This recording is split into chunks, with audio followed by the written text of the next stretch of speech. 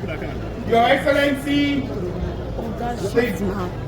former governor of old Anambra State, our father, our leader, His Excellency Senator Jim Ifeanyi Chukwu Nwobodo, and his amiable wife, Her Excellency Lady Pat Nwobodo.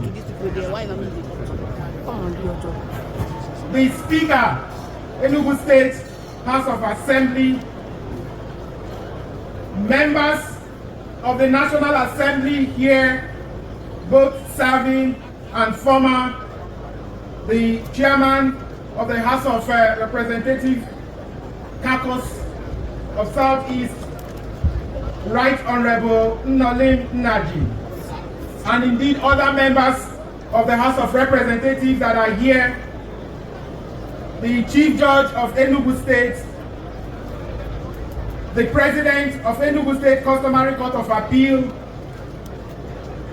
the PDP Chairman Enugu State, the immediate former Deputy Governor of Enugu State, the former Deputy Governors of Enugu State, the Chairman of Atlas Oranto Petroleum, our own benevolent Ato Engineer Ato Eze,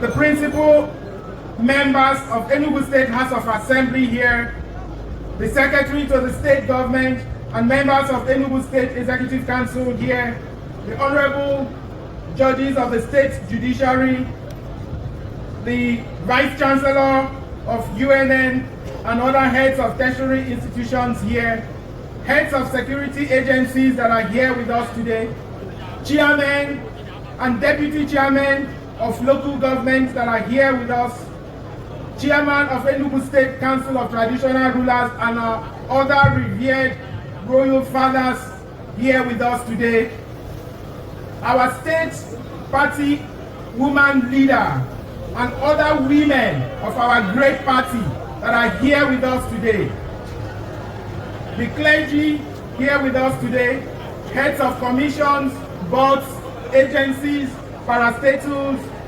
captains of industry, top government functionaries here with us, gentlemen of the press, ladies and gentlemen. Right here, exactly 2 years ago, I spoke to you as your governor, having just sworn to my oath of office and oath of allegiance. That speech was a culmination of a journey that began at the Godfrey Okoye University on October 13, 2022. It was there, under the weight of our collective hopes, that we laid down our vision, bold, unrelenting, and urgent. I'm here today because accountability matters. You have placed your trust in me, and that trust comes with responsibility to show up, to listen, and to answer for the work we have done. I come before you this afternoon, humbled by your support, proud of our collective achievements, and thrilled by the prospects that lie ahead. This is our moment to take stock. Are we living up to the promises we made? Have we done right by you? Is there enough evidence in our collective efforts to inspire you and to rally around a future vision? We outlined 3 major transformational objectives that would define this administration's agenda for Enugu State. These objectives were ambitious, they were measurable, and grounded in a disruptive developmental mindset. Number 1, to grow our GDP from $4.4 billion to $30 billion by expanding the state's economy through industrialization, digital innovation, infrastructure development, and a more business-friendly environment. Number two, to achieve a 0% poverty headcount rate in the state by eliminating poverty, and also through social investment, job creation, education, and inclusive, humane policies. Number three, to make Enugu the premier destination for investment, living, and tourism in Nigeria. We aim to position Enugu as a modern and a safe, attractive environment for investors, tourists, and working families. These objectives were positioned not just as an ideal, but as clear metrics of progress. What we began here was not just a new administration, but a movement, a journey of renewal. Amid the euphoria, however, the reality was stark. When we assumed office, Enugu was a state of extraordinary people trapped in an ordinary story. A state rich in history but running on memory. A people full of potential yet stuck in a system that had forgotten how to dream. The economy leaned heavily on our civil service, with over 60% of our budget dedicated to recurrent spending, while innovation, enterprise, and productivity lay dormant. Fewer than 3% of businesses were formally registered, and the private sector, staff of support, barely breathed. Our hospitals, the numbers told a quiet tragedy. Infant, under 5, maternal mortality rates were at unacceptable levels. Too many lives lost and futures ended before they began. In many communities, security was a promise waiting to be kept. The taps were dry, the roads broken, and the trust between people and government one thing. But we knew, you knew, that beneath the layers of political fatigue was a sleeping giant. Our mission was clear: to awake this sleeping giant and teach it how to walk tall again. Beyond rousing a sleeping giant, we had a whole new vision. We had a bold, disruptive, and transcendental vision. One that would not merely change the statistics, but change lives. We saw a future where a mother no longer feared childbirth because skilled doctors and stock clinics were just minutes away. Where a young man in Nsukka didn't have to migrate to find work. Where a student no longer studied by candlelight or on an empty stomach, but in a digitally equipped classroom where you have free meals as well. We imagine goods and industry moving across smooth and safe roads. And above all, people would feel seen, not just as voters, but as citizens of a state finally awake to its purpose.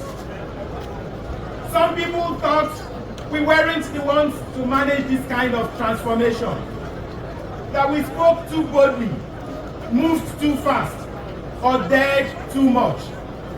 There were whispers that it was business as usual. Was this another government dressed in new suits, driven by old habits? Some had heard too many promises and seen too few results.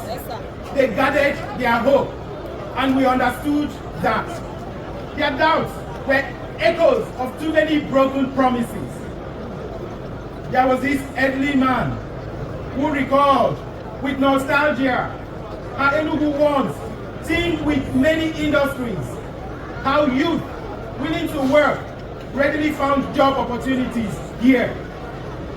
I will never forget the sadness in his eyes, and he lamented the loss of such opportunities. There was a grandmother who had lost 2 daughters because the primary healthcare center in their vicinity could not offer the needed maternity care. These stories are real. So too were the fears. But some pushback was fueled by plain mischief. There was others who simply did not want us to succeed because progress would undo the comfort of old systems. They fought with doubts, with delay, and sometimes with outright sabotage. But change seeks no permission. It moves, even through resistance. We chose action over comfort. Yes, sir. Yes, sir. Sometimes progress over popularity. Real change is not fanciful. It is hard. It resists. It wounds.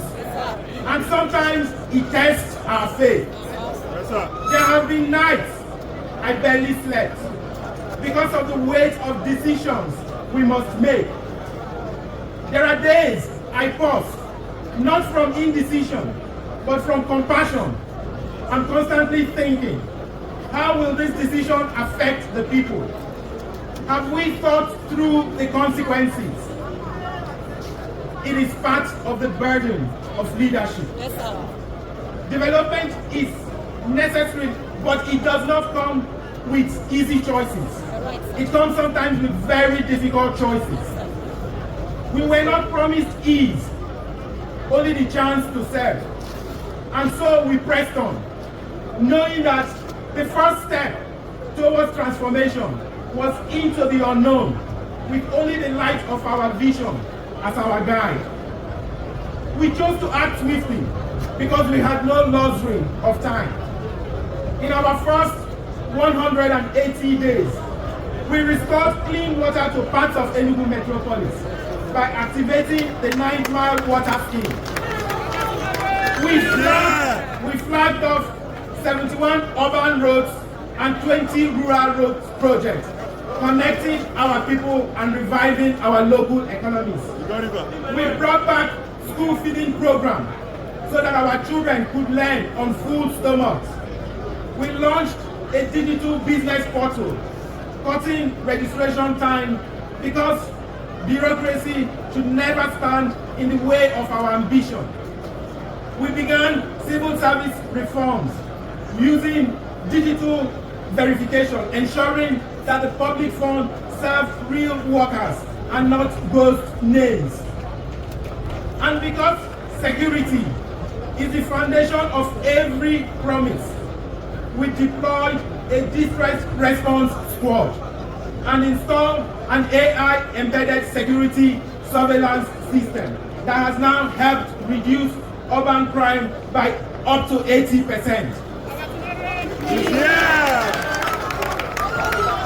These early achievements were statements we made to you. They sent a strong message that we're serious about delivering on our mandate. In just 2 years, we have begun to rewire the foundation of Enugu State for future promise. We have constructed over 800 kilometers of roads, opening up access to markets, industry, schools, and hospitals. These roads cut across urban and rural communities. No community is being left behind. We built the systems that power them too. To date, we have delivered 5 ultra-modern terminals across the state. Number 1, the Holy Ghost Terminal 1 for interstate travel with a sky bridge linking you to Terminal 2. Holy Ghost Terminal 2 for intra-city transport.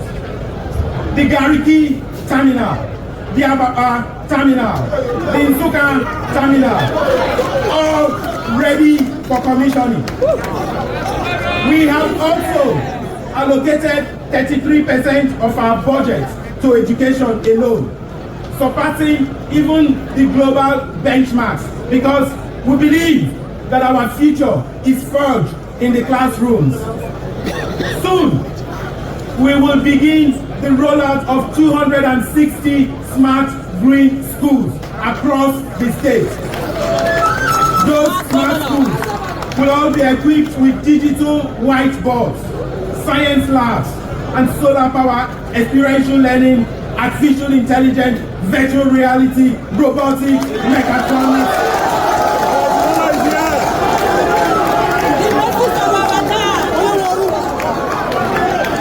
These spaces where our children will no longer dream of opportunities, but they will grow, learning how to create the opportunities. Alongside this, we are building 260 primary healthcare centers across the entire state. Every ward must have a primary healthcare center. Each of the healthcare centers is designed and equipped with solar panel staff quarter. Our cargo, we also now have a provision where we're also doing a very distinguished things in our transportation sector.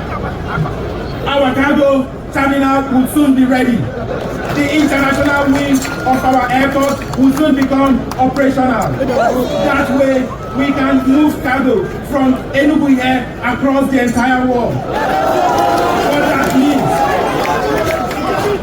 What that means is that our tech-enabled logistics and trading dream will come through to every Igbo businessman. That means that our businessmen can hop on a night flight from Enugu to London, to Dubai, to Guangzhou, to United Kingdom, and even to the United States. Seal a deal by noon and return the next day. Ndi Enugu, Nkabu Nkai.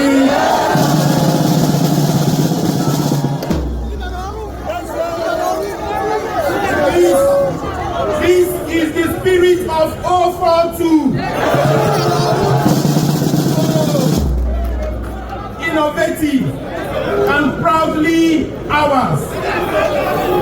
We have also conceived a radical overhaul of our transport system.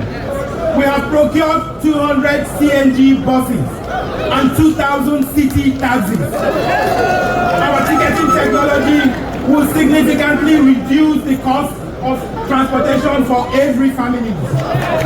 Each bus will have an electronic card. You can purchase your electronic card, and that card will suffice for you to take a trip for the whole day. So you don't need to buy your ticket each time you travel. Just by one card, you're able to take multiple trips.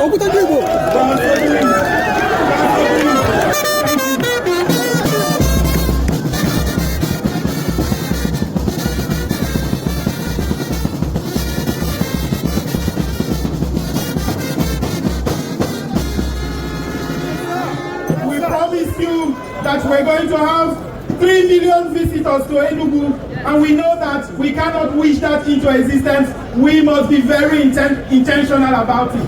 So we are also creating a tourism experience for Ndi Enugu and visitors alike. That experience is mind-blowing.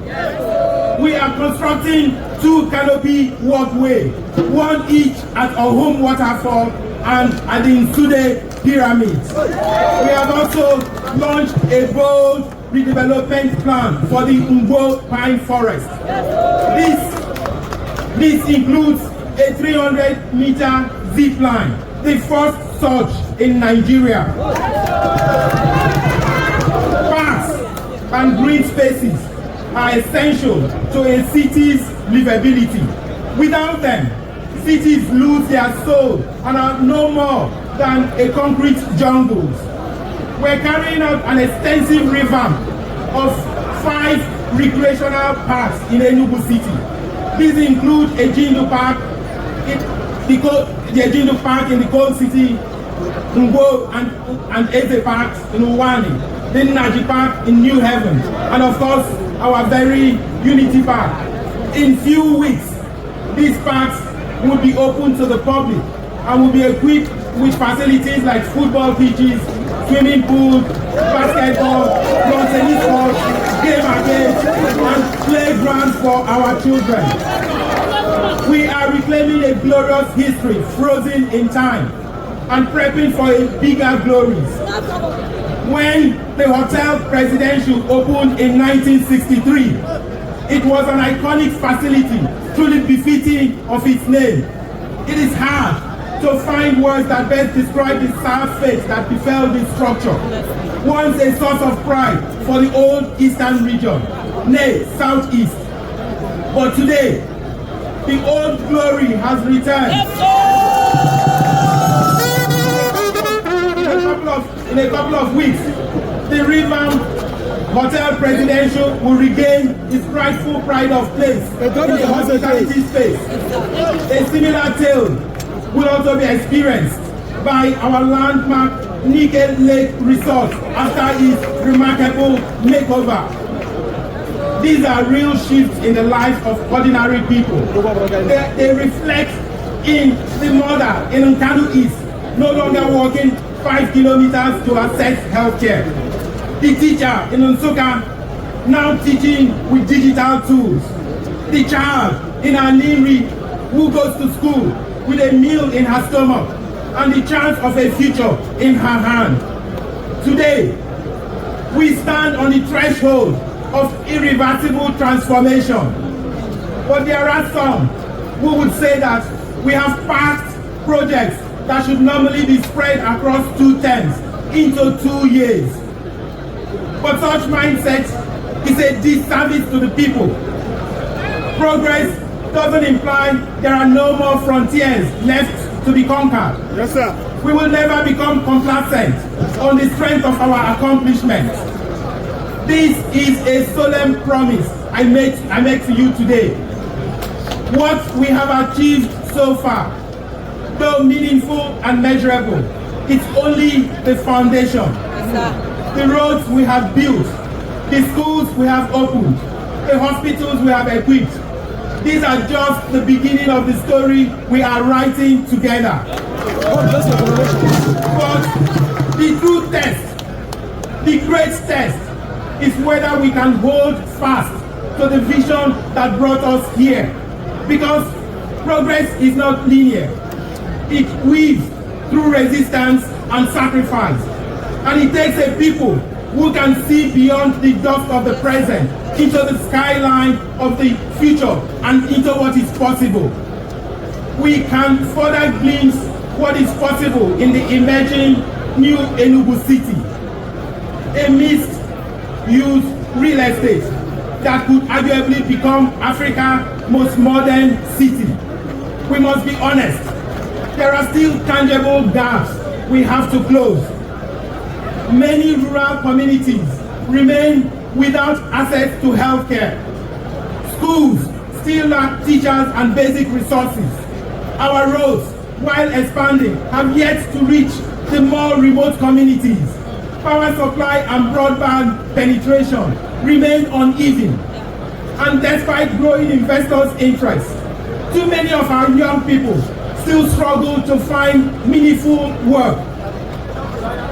If you ask a civil servant what constitutes your worst fear, a common response is likely to be the uncertainty of retirement. These are the unfinished chapters of our promise, and we are not blind to them. We have climbed, yes, but the summit still calls. We know there are doubts, questions that live in the hearts of our people. Can we really do this? Yes. Can this be sustained? Yes. Is the vision too ambitious?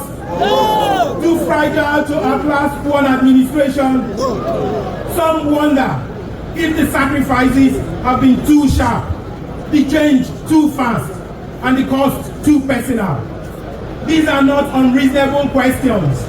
They are the reflection of a people who have seen promises made and unmade. And they deserve answers, not in words alone, but in the steady proof of our accountability. By no means will our enthusiasm be dampened by our success. If we stay the course, in 2 to 4 years, Enugu will be a flame of hope, not just for ourselves, but for Africa. Our economy, once restrained at $4.4 billion, will rise to the $30 billion economy. Through bold planning, secure investment, and a collective effort to make Enugu the beating heart of the Southeast. Yes, sir. Our land will hum with enterprise. Water will continue to flow in our homes across Enugu metropolis. Udi, Unsuka, because we fixed the pipes, the process, and the politics. Roads once eaten by erosion will carry goods and ambition with equal ease. In classrooms, our children will learn coding as natural as they once learned with chalk. Digital literacy is no longer optional. Yes, sir. Yes, sir. Our poverty headcount rate, once a haunting statistic, will become a memory as young people find jobs in the knowledge economy, the creative industry, the green energy sector, e-commerce, and agriculture. Where hoes and cutlasses once steel, tractors will plow. Frontline health centers will no longer be overrun with demands. Yes, sir. And become engines of prevention and care. Retirement won't be a period that workers dread, because every worker will receive their gratuity upon retirement. Yes, sir. If we endure, if we finish this journey, Enugu will not simply be changed, it will be reborn. Yes. This is not mine alone. This vision is not mine alone. It is yours to realize, yours to defend, and yours to demand. The road ahead is steep, but it is ours. So I call on you, citizens, civil servants, entrepreneurs, artisans, students, mothers, fathers, daughters, sons of Enugu. Let us finish this journey with love, with courage, with unshakable faith that we can become. Yes, sir. The future we promise won't be wished into existence. We must build it by the choices we make now. That tomorrow starts now. Our tomorrow. God bless Enugu State. God bless the Federal Republic of Nigeria.